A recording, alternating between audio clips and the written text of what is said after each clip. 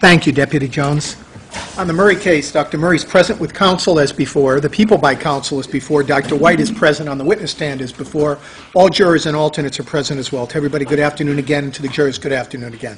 Dr. White, good afternoon again, sir. Do you acknowledge you are still under oath and still sworn to tell the truth? Yes, sir. Thank you. This is a resumption of cross-examination, Mr. Walgren. Thank you, Your Honor. Thank you.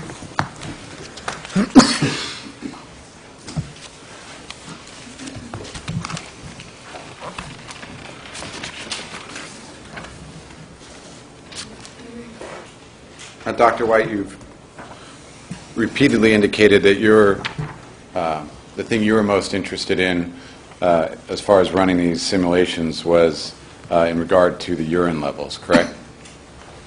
Yeah, that's the reason I initially asked Dr. Mellon-Ornelas to run that analysis. I'm putting defense quadruple V back up on the Elmo, and that the urine would relate to the bottom chart of quadruple V, correct? Yes, in this dosing scenario, correct.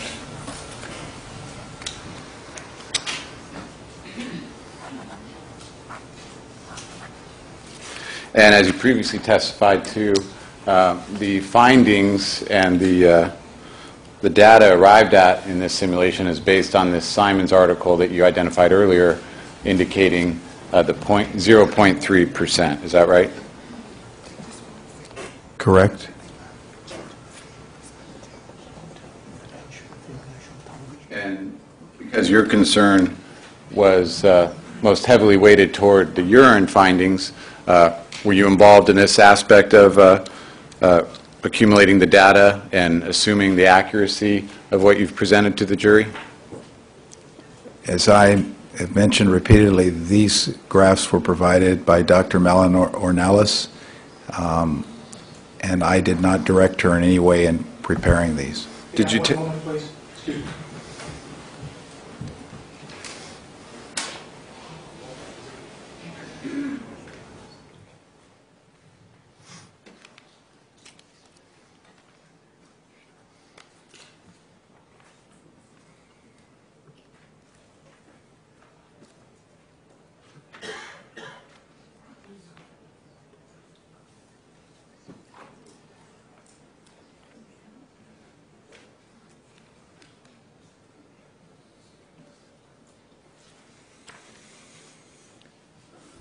I'm sorry for the interruption. Thank you.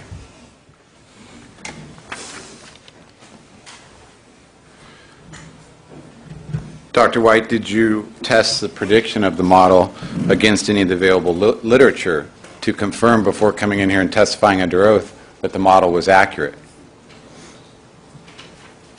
I'm not sure exactly what you mean by testing the model. Did you? We did model simulations using the same program as Dr. Schaefer. So you gave me the computer code referencing the various data points that Dr. Ornelas put into the computer program, correct? Yes, I would defer questions about the computer code, the programming, and other issues to Dr. Mellon-Ornelas. Did you do your own research, since you were the one who was going to be coming in and testifying under oath? Did you do your own research to make sure that the very premise of the model, namely the 0.3% measurement, was accurate and reflected in the literature? Well, there's variability, I'm sure, among papers that you find in the literature, but you can, we could repeat the model with another paper. If you want to suggest a better reference source, I would be pleased to have Dr. Mellon-Ornelas rerun the analysis using what you or Dr. Schaefer feels a more appropriate reference source. Did you do any research of your own to make sure you were giving accurate information to this jury before you came in and testified to the 0.3% measurement? Sir, I was only given your hypotheticals shortly before I was asked to testify. In fact, the hypotheticals that you showed just Objection, now... non-responsive. Sustained. The answer is stricken. Disregard, please. Did you do any research of your own to confirm that the Simons paper referencing the 0.3% was accepted and current in the literature as being accurate? I did look at articles on renal elimination. I can't say that I researched every paper, and my feeling was this was probably one of the more conservative, and I asked Dr. Mellon Ornelas to perform what a conservative estimate, which is why the gastric content in the lorazepam example was lower than the actual measured concentration. Your Honor, I do need to mark a couple of articles at this time. And I would like to ask that the previously identified article from Simons, dated 1988, it's called Disposition in Male Volunteers of a Sub-Anesthetic Intravenous Dose of an Oil and Water Emulsion of C-Propofol. May that be marked Peoples 245 for identification? Yes.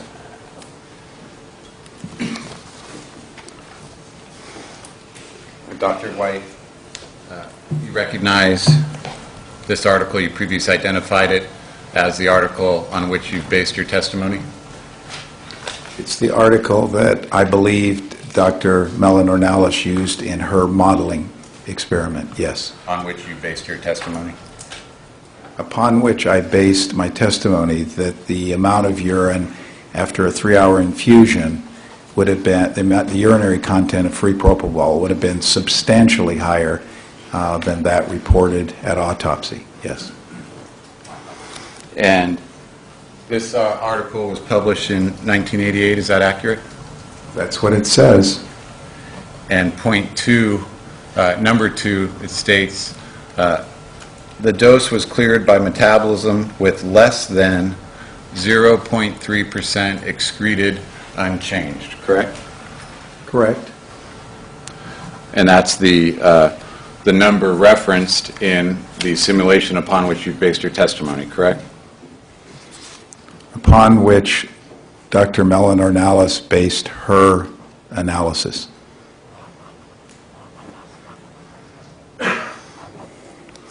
And it indicates that it would be less than 0.3% excreted unchanged. Do you know how much less than? No, I do not, but I think there was another article that suggested it could be as high as 1%. So I suspect Dr. Ornelas looked at the various papers available and picked what was a conservative number for purposes of the model. You don't know? Well, I've read some of the papers, and yes, there was even a higher percentage in one of the other papers. Which paper is that? I don't recall right at this time. But I'll be happy to provide you with a list of references if I'm given time to do the research. Let me show you defense quadruple V.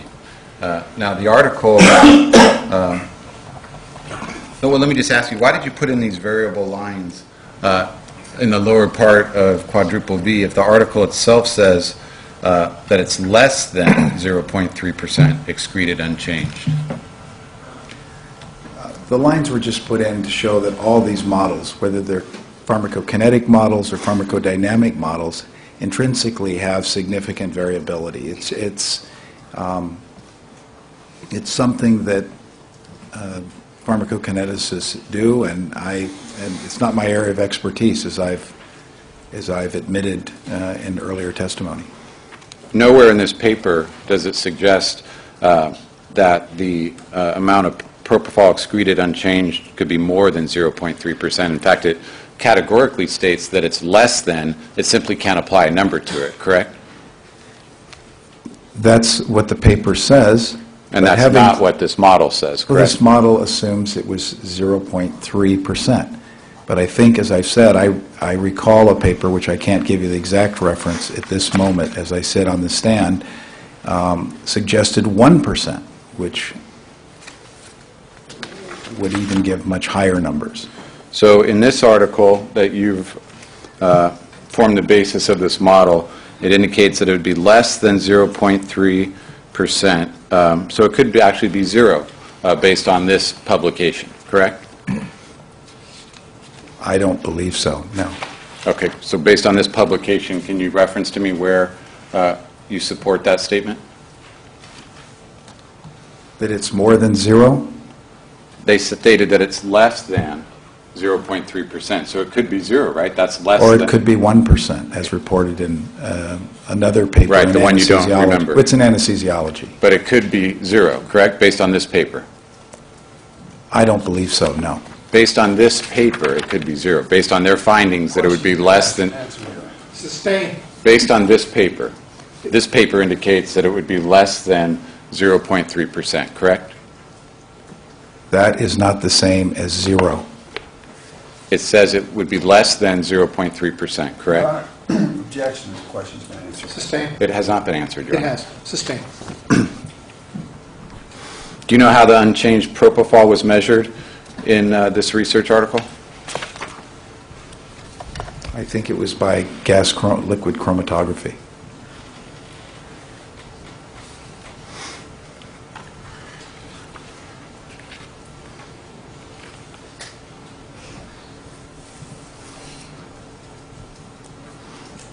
Do you know what, let me,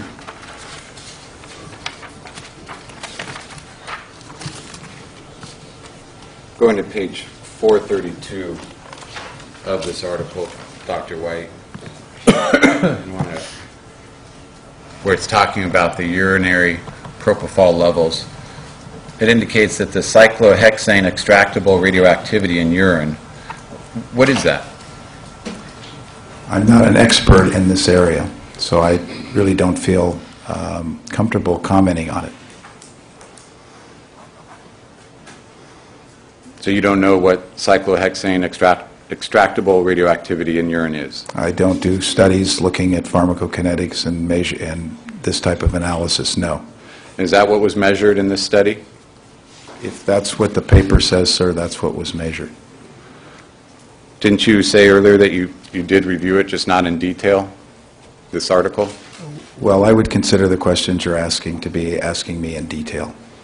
Sorry.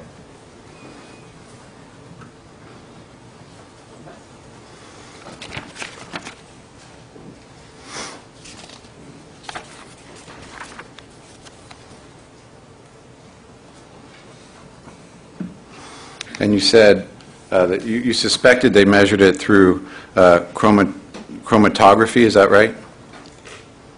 I believe that propofol is normally measured by chromatography, yes. Let me show you page 433 of the article upon which Dr. Ornelas' model was based. Do you see here under metabolism, it indicates, due to the low count rates, the extracts were not analyzed chromatographically. You see that? Yeah, I see that. Okay, so they were not analyzed that way, correct? I don't know how they were analyzed. Well, this is the basis of the model you're testifying to. Do you see where they say, due to the low count rates, the extracts were not analyzed? I don't think I said that they were. I speculated that they might have been.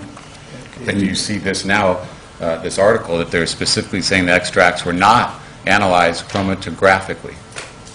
I don't know what first of all, the extract's referring to the metabolism or the parent compound. Unchanged free propofol is the parent compound. It's not metabolites. And it looked to me like that was referring to metabolites. But as I said earlier, sir, I've not had a chance to critically review that paper. This was an analysis done for me, and I actually did read a paper in anesthesiology by a group of investigators from Japan that suggested 1% of propofol was excreted unchanged in the urine. So I think this is probably a more conservative estimate. Would you agree that they did not measure unchanged propofol, but rather based on the article, they measured something called cyclohexane extractable radioactivity? Would you agree with that from your review of the article?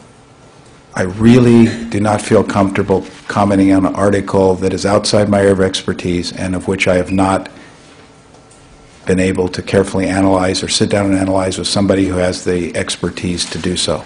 Dr. White, can I ask you why you didn't provide us these qualifiers last week before you testified to all these models?